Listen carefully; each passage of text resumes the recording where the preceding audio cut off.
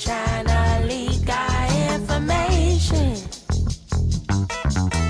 Is you a prophet or is you for profit? Is you for yourself or for the nation?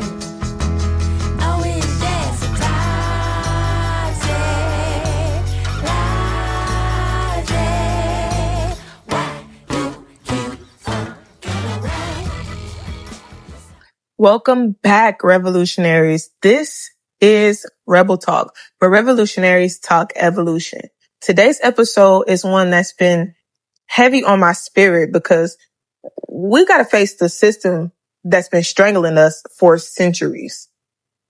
And that system is capitalism. And I'm not just here to define it. I'm here to remind you that we don't need it to survive.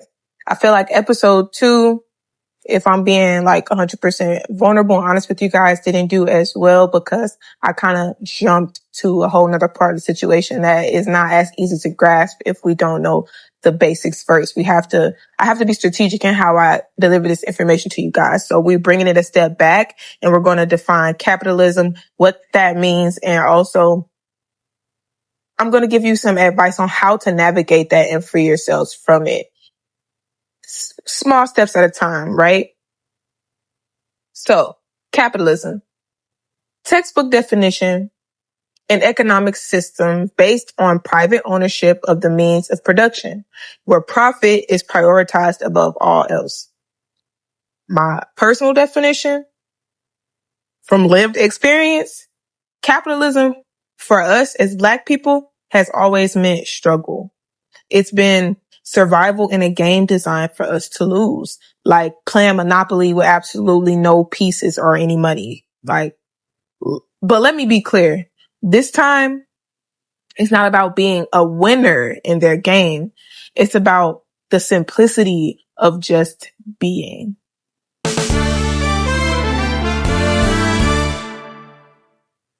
This just in. Black communities across America are rediscovering a dangerous radical concept, self-reliance.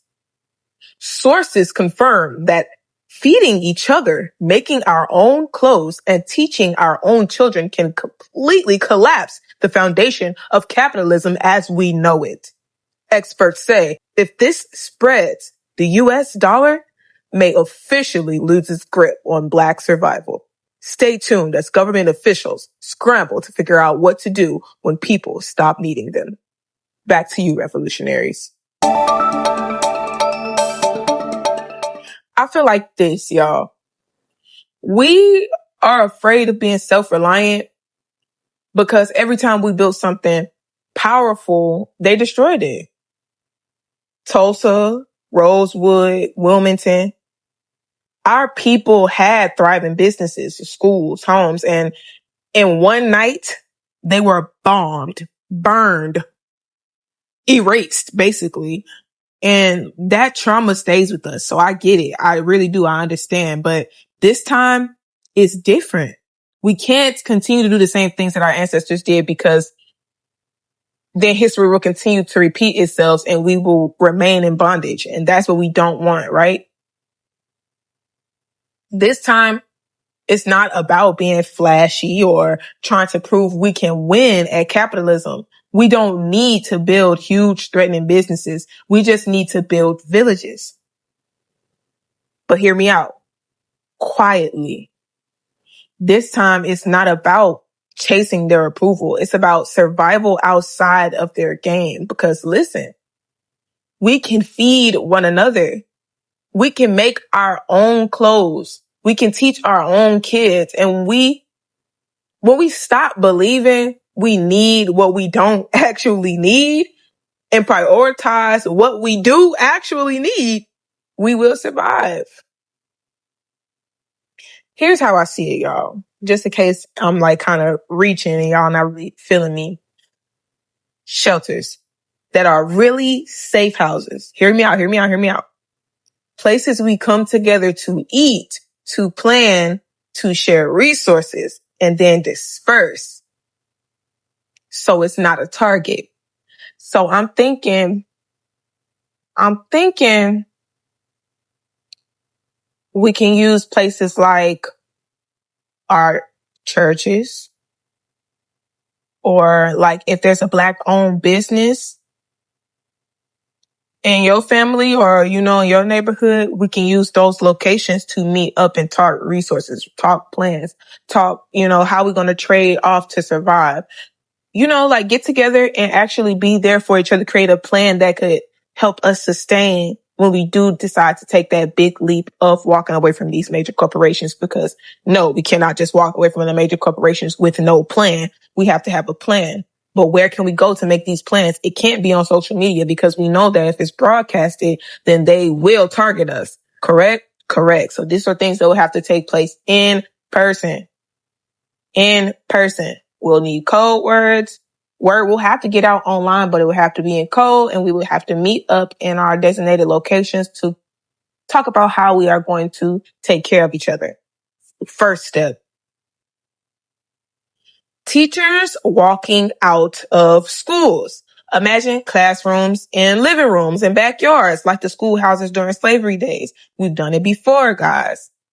All of the Black teachers, the white and Hispanic teachers and brown teachers and Chinese teachers, they can stay at the schools, honey. They can stay at the schools. I'm talking specifically to the Black teachers.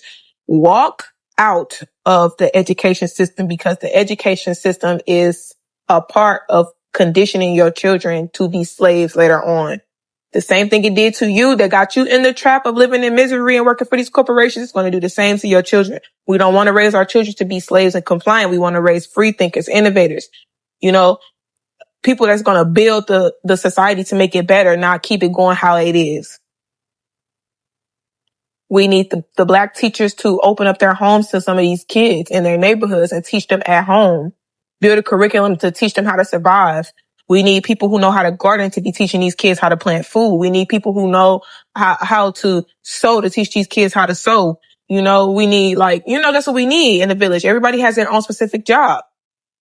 We need to come together and see who knows what and who can offer what to the village and start taking heed, finding places that we can do this safely and raise our kids safely and on our own terms. Gardens in every backyard. Families using food stamps, not just for food, but for seeds, trading vegetables for poultry. If we don't have access to meat, we survive on what grows. We start small, but we grow into sustainability. Are y'all hearing me? Are y'all hearing me? If you have a backyard, start that garden. The people in your neighborhood can contribute to your garden. Everybody come together so that when it's time to eat, everybody who's put into that garden will be able to benefit from that garden. This is how we survive. This is how we make things sustainable, guys. People out here, y'all talking about people bad who got food stamps. Those are people that you need to band with to help you build your garden. Stop looking at each other like competition or like crabs in a barrel, like helping the next person is going to tear you down, when in actuality, the more that we help each other, the more that we grow. We can't survive on our own, guys. That's why y'all so afraid to walk away, because the capitalism has taught you to be a one-man show. Because being a one-man show will leave you in survival mode, depending on them, depending on those corporations. If you don't want to depend on those corporations, then you need to stick together with your neighbors. Resource trading. You sow, I grow. You teach, I cook. That's real economy. That's survival. Everybody has their own job. Not everybody have their own job and work for one company that does not pour back into the village. That just doesn't make sense. How will the village then thrive? It's not. And we see that in real life. Just because you have a place that you rented, they could take away, if they take away your job, you have nothing.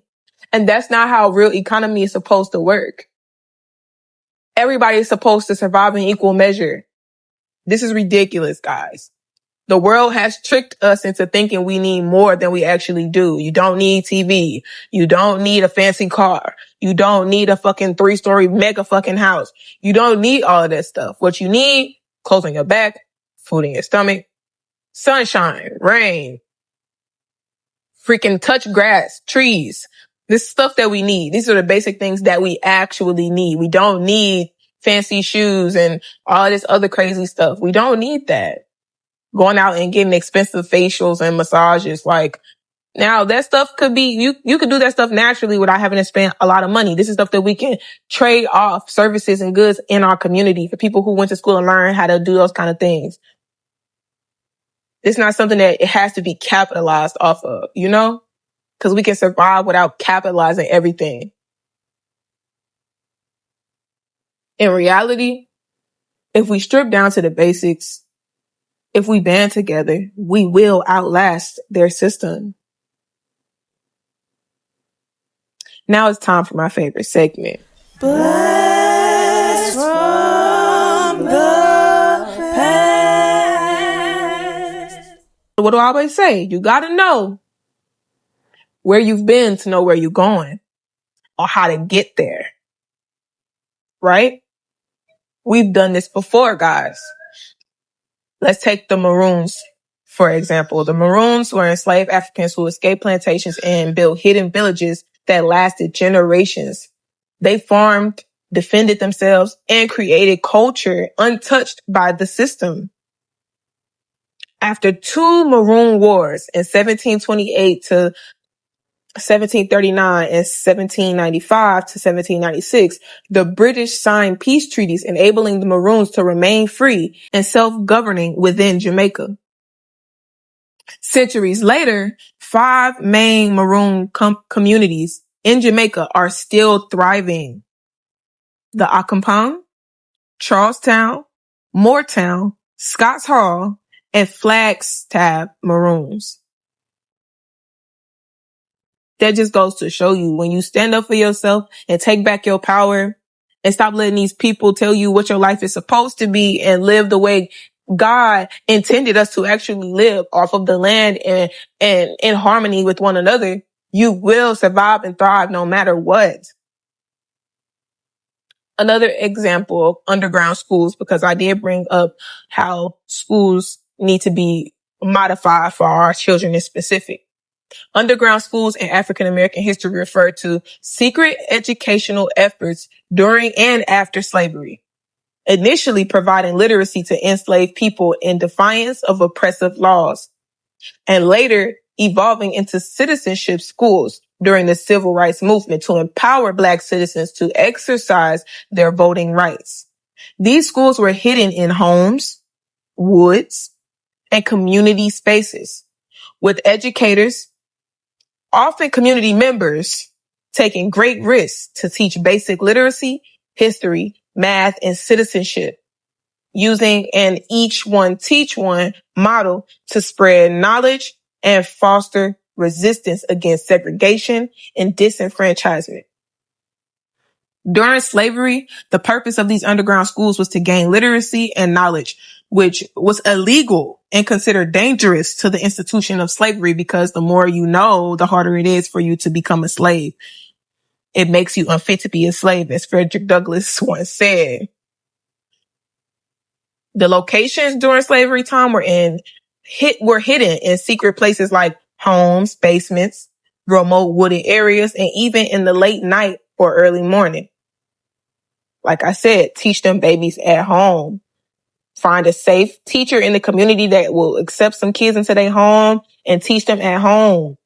The educators during the slavery times were often taught by educated free Blacks and literate enslaved people who risked their own safety because it was illegal. They focused on teaching enslaved individuals to read and write, with some also covering mathematics, history, and religious teaching. The impact of these underground schools during slavery time provided a vital pathway to empowerment and freedom, challenging the restrictions of slavery and contributing to broader liberation movements, because the more you know, the freer you are. Knowledge is power. Because they decided to take that risk, which could have ended in their death, to educate their own people because no one else would, or because the only education that they were given were on how to be slaves. Like, come on, it has to be done. It has to be done. That frees so many people. During the civil rights movement, they were citizenship schools, a new form of the underground schools at this time, like the ones founded by Septima Clark. The purpose of these citizenship schools was to educate Black citizens to pass Jim Crow literacy tests designed to disenfranchise them and to build community and power. Come on. Come on. A lot of these schools were held in informal community spaces such as kitchens, garages, and beauty parlors. Didn't I just say these people that got Black owned businesses, we need to band together with them and use their spaces to come together in community and figure out what we're going to do as our next steps? Let's not play. The curriculum basically, it taught basic literacy skills like holding a pencil and recognizing letters, along with constitutional rights and civics, stuff that you need to know, the real stuff you need to know, not freaking calculus. Like, we don't need calculus. We need to know how to stand up for ourselves in a civil matter when our rights are being threatened. The impact of these citizenship schools fueled the civil rights movement by preparing tens of thousands of Black citizens to register and vote, and by nurturing a generation of activists. Enslaved Africans literally risked death to teach each other how to read. Knowledge was passed in whispers, in coded songs, in hidden circles. They did not play those games. You have to educate yourselves. You have to educate yourselves, because a slave owner is not going to educate his slaves or her slaves on how to be free, because they benefit off of your slavery. Let's go a little bit deeper. The Great Migration. 6 million Black folks packed up and left the South between 1910 and 1970, searching for freedom from lynching and sharecropping. But even then, the North gave us a new storm: industrial exploitation and systemic poverty. Number one reason: escaping oppression. The primary driver was the desire to escape harsh Jim Crow laws, racial segregation, and the constant threats of violence and lynching in the South. Number two, economic opportunity. Migrants sought better employment prospects, particularly in industrial centers that needed labor during World War I. 3, educational opportunities. A better future for their children also motivated the move. But the impact it had on American history: the migration significantly changed the demographic makeup of cities like New York, Chicago, and Detroit. African American cultures became a central part of American culture, influencing art, music, and food on a national scale, because we literally set the trends. This was them using us.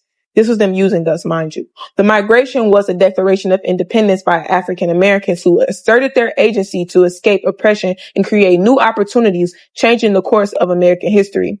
It's always been about escape and survival. For many Black Americans, the move north was a courageous act of hope and agency, and it shaped the cultural and political landscape of the nation. Yet, the promised opportunities and freedom were undermined by systemic racism and new forms of oppression, illustrating that the struggle for equality was not confined to a single region of the country.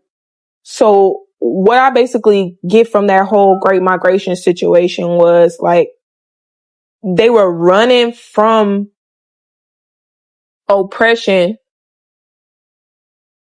that was like real blatant, the blatant oppression, the shackles, the lynching, the outright racism with Jim Crow, and then moving into a more shiny version of oppression, not knowing that that's what they were coming into. Because a lot of people move north, like I just stated in those statistics from the research, to escape that oppression, but walked into a new storm, an industrial storm.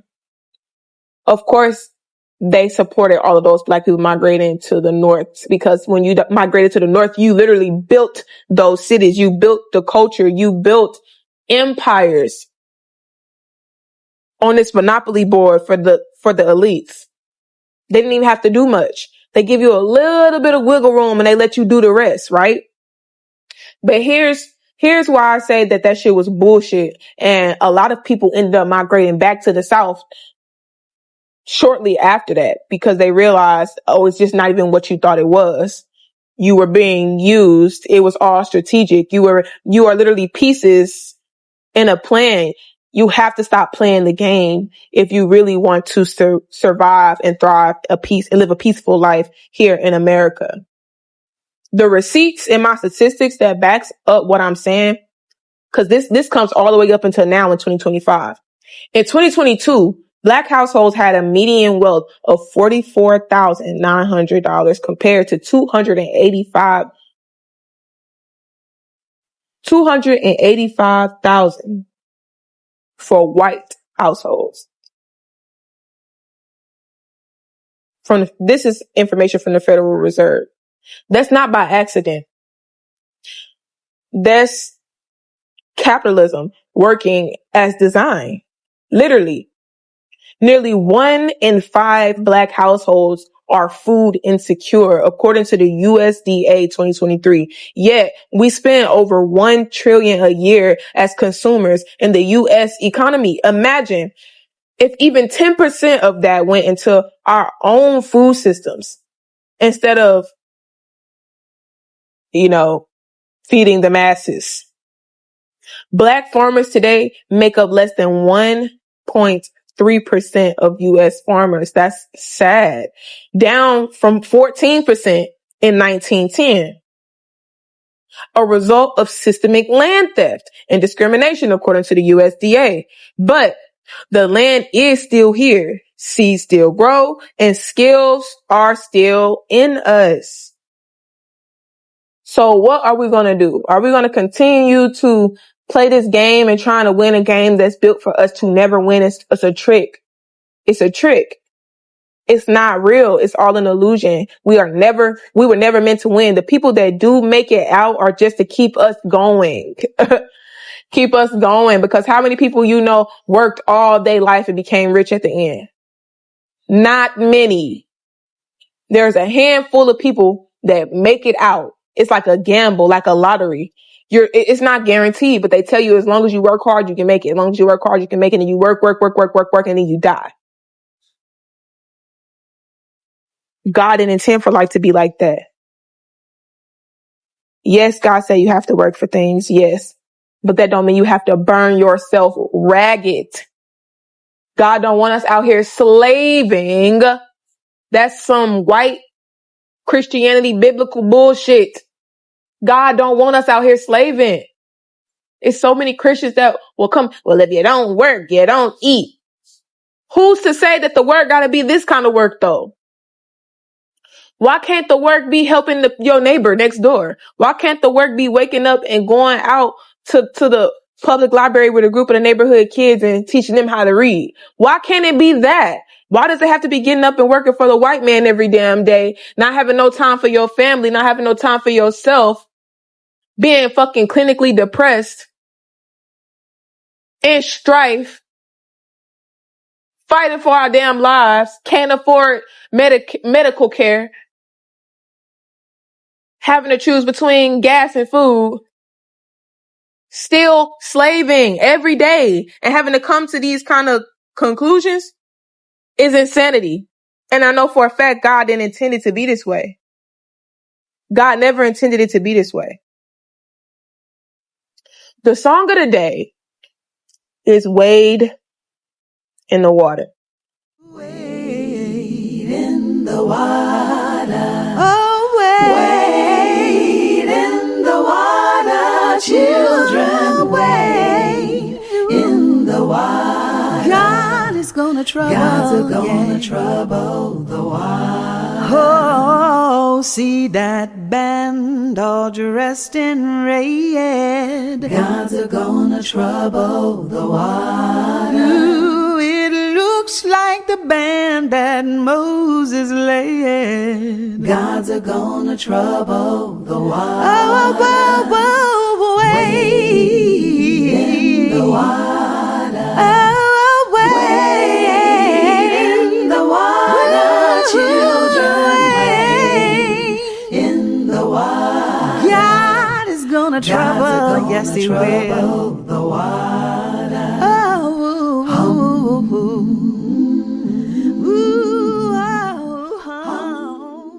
A coded song sung by our enslaved ancestors, warning each other how to escape capture by using the water to mask their scent. That's survival music. That's underground resistance. Wade in the water. Wade in the water, children. Wade in the water. God's gonna trouble the water. Come on. Had to channel my ancestors for that one. Don't play with Sister Mabel. She gonna lead us to freedom every time. I don't know who Sister Mabel is, y'all. I need to stop. But let's go ahead and close this out because I feel like I might have overloaded y'all with information this episode, but I'm very passionate about this if y'all can't tell. Class is always in session the moment that I open my mouth, so I really should advise y'all to take out a pencil, paper every single time that I drop an episode because this is information that we need to know. These are ideas that I'm putting out into the community so that you can take it back to where you are and incorporate them. I'm not saying this for my health. I'm saying this because I love you and I'm telling you that it's time to prepare, my loves. It's time to prepare, revolutionaries. But as we come to a close, I want to leave y'all with, of course, some quotes from the greats that came before us. Powerful people cannot afford to educate the people that they oppress. Because once you are truly educated, you will not ask for power. You will take it. John Henrik Clarke. Stop playing with them. I just spoke on this earlier in the episode. The more educated you are, the more powerful you are. Knowledge is power, revolutionaries. Remember that. Educate yourselves. And I'm here to help educate you. So receive me. Receive this love in the form of knowledge.